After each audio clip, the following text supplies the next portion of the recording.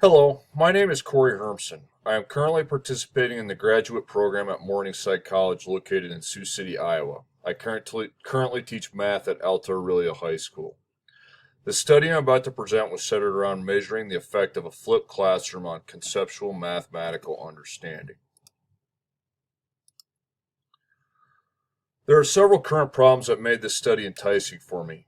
U.S. math proficiency is on the decline. This is mainly in comparison with other countries. Case in point, on an international math test known as PISA, only 32% of U.S. students were proficient. Countries such as Finland and Japan were in the 70s and 80s. Another problem is that students are not ready for college level math. The rate of students entering college and needing to take remedial math classes in their first year is quite high. The rate of students who fail their initial college math classes is also quite high. There's also a dearth of students who choose to enter STEM, which is science, technological, math, and engineering related fields. With this technological boom we're currently in, it doesn't appear that's going to end anytime soon. The need for prospective employees to be proficient in math and science is greater than ever. However, the number of positions that need to be filled is not matched with qualified applicants. As a result, there's a huge dependency on foreign-born workers outside the U.S. to fill these positions. The question is, why are students underachieving in math? One major reason is there's a lack of self-efficacy among students. Students don't see success, they become apprehensive, and they steer clear of math and other STEM-related topics. People have often become locked into a fixed mindset when they don't see success right away in math, and that is what we believe is happening here. Another reason is the lack of relevancy. As teachers, we know that content we teach is always relevant, but students don't see it that way, which means we as teachers need to change the way we package our product. Teachers need to bait the hook with students and get them to buy in the fact that what they're learning can help them instead of bogging them down with lots of work on close-ended skills practice problems in math. And then, after they've already tuned out, we only then show them how it applies. Another major issue for teachers is time constraints. Every math teacher knows that skills practice is needed, but students have to see how it can be used, and they need to see this rather quickly before they shut down on the content we are teaching them. To help teachers out with this, a gentleman named Salman Khan devised something called the flipped classroom. Now he's quoted as saying it's teaching by night and learning by day. Students are taught content, skills, and guided practice actually outside the class via multimedia through Google Drive, Google Classroom, or any other number of avenues. And for an example how this is work is a teacher might give a student two equations, and your job is to use that system to solve for x and y. Find out where the lines would intersect.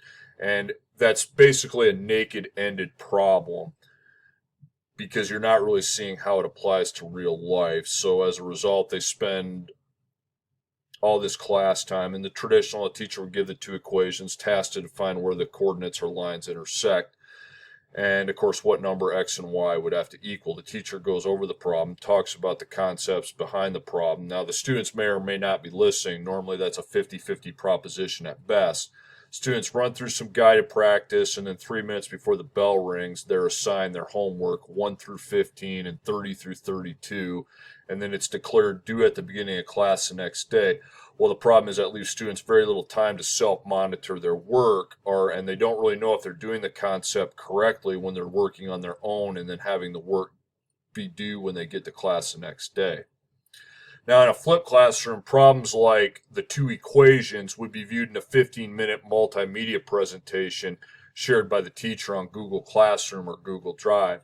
It takes them through the skills and guided practice. This is the student assignment is simply watch the video and take notes and come to class with questions.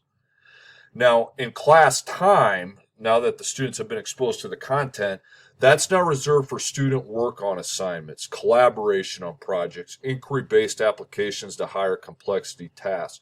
Basically, in simple terms, class time is now used for students to work on assignments. During this time, they can collaborate with the teacher and other students in an attempt to self-monitor. Class time can also be used to see how the material in the video relates to authentic situations. The teacher is going to act here as more of a facilitator instead of the instructor, which the entire class is centered around. And then here's a graphic organizer. In the traditional classroom, class activities, in-class, teacher-led instructions, note-taking by the students, and guided skills practice, but not necessarily work on how the content applies to real life. Now then outside of the class, students work on assigned work, and then they're kind of left to apply the content to higher complexity tasks on their own. There's really no facilitation, because the idea in the traditional classroom was you're working this on these tasks on your own time at home. Now, in the flipped classroom, of course, the out of class activities, students are going to view the introductory content via multimedia, and that multimedia will take them through the skills practice, and they'll also participate in guided practice.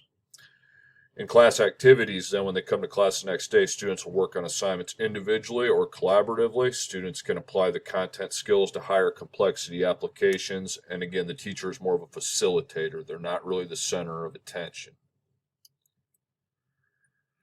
Past research of the flipped classroom is somewhat limited. It's a fairly new concept. Now, we did run across some studies. In 2015, Bagat, Chang, and Chang conducted a study that saw the flipped classroom model benefit primarily what had been low achievers in the experimental group. It did not show much difference between students who had previously been in that middle to high ground. It was only over one single unit, so that sample size is pretty small. In 2013, Love, Hodge, and Grangenette and Swift saw a 3% raise in scores with exposure to a flipped classroom. This was not an independent samples t-test, as all it did was measure progress for one group of students. It was for a college algebra class, so again, you're dealing with students that are of a pretty high level in a college math class, especially college. It was actually linear algebra.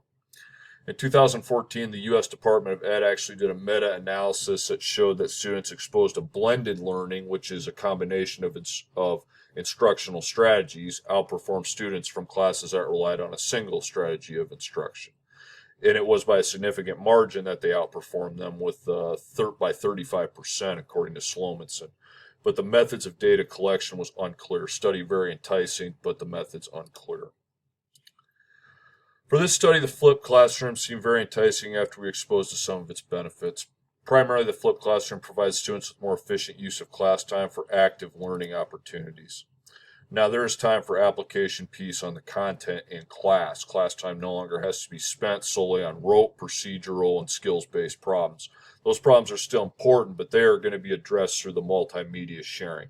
Class time can now solely focus on content on application pieces.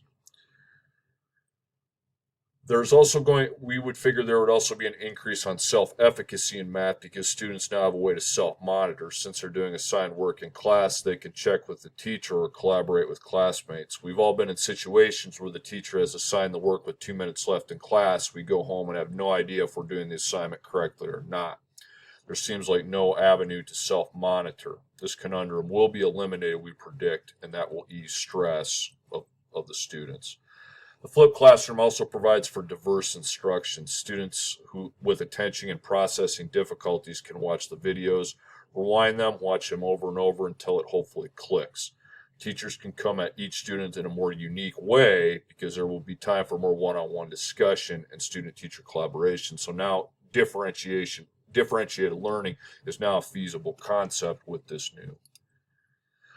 The research question for this study is pretty straightforward. Would exposure to a flipped classroom speed the rate at which students would attain proficiency on algebraic content?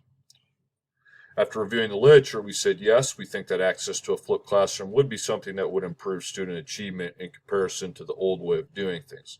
This is something we think math instructors nationwide should take a look at as something they could incorporate.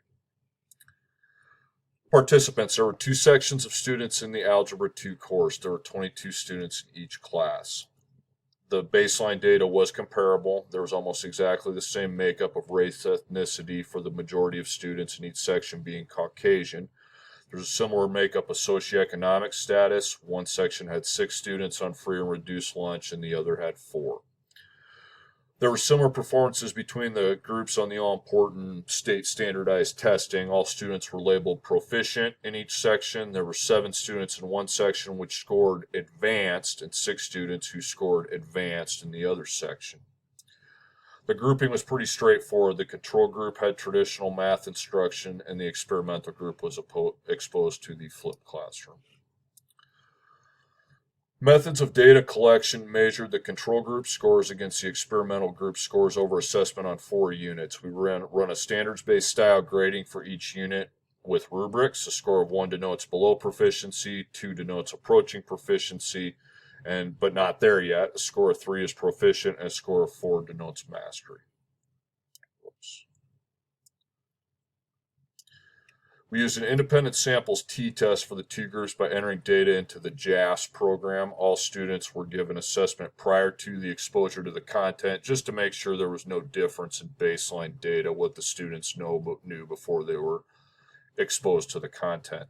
The t-statistics was very small and the p-value is very large, so that means there's not very much difference between the 2 students post-intervention or prior to the intervention, excuse me.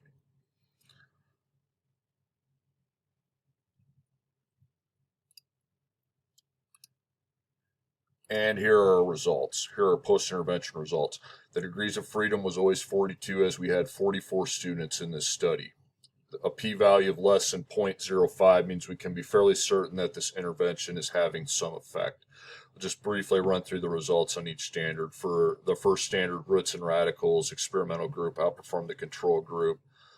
With a t-statistic 3.88, that's a very large statistic, and p is 0.001, much less than 0.05.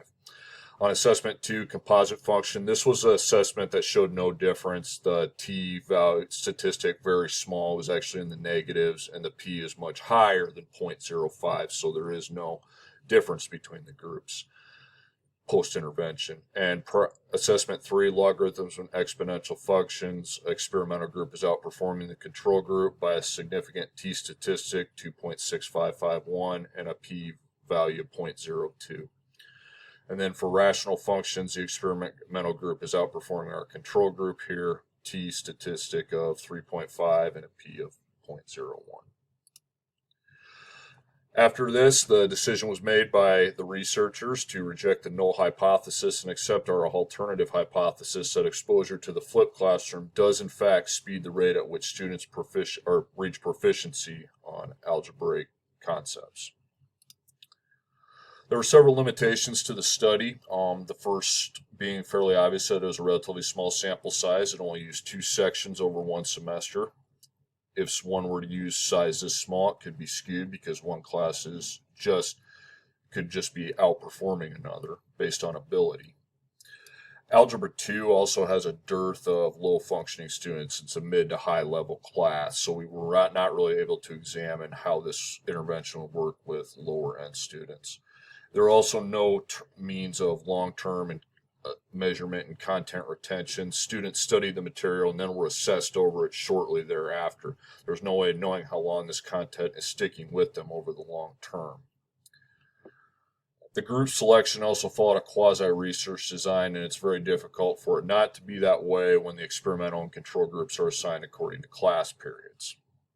For instance, a control group had Algebra 2 the same period as band. Does this matter? We don't really know because of the design. Implications, upshot of the study. We think this is an increase in student self-efficacy by reducing stress when learning content. We also believe it provides multiple avenues of instruction through blended learning. In regards to time management, it's on the teachers to strike that balance between skills practice and application in mathematics. It's very hard under the traditionally structured class. A teacher needs to think outside the box. Students also need opportunities to self-monitor their work. It should no longer be just hand in assignments and take tests, and the grade you get is the grade you get, and it's final. It needs to be more structured, like a driving test. If you fail, work on the things that are causing you to fail, and then come back the next week and try again. Future research, it would be nice to develop a tracking system, as mentioned before, to measure the students' retention of understanding concepts over the long term. We have alluded to this already. We also think it would be a good idea to assess students who begin at low competency. Algebra 2 doesn't include a lot of those students, and we also feel it would be nice to design a research that is not quasi-experimental as it relates to the grouping. Okay, that's really all I have to say on this. I hope this has been informative, and that is it. I encourage you to take a look at the flipped classroom. I think it could be beneficial in a lot of different areas.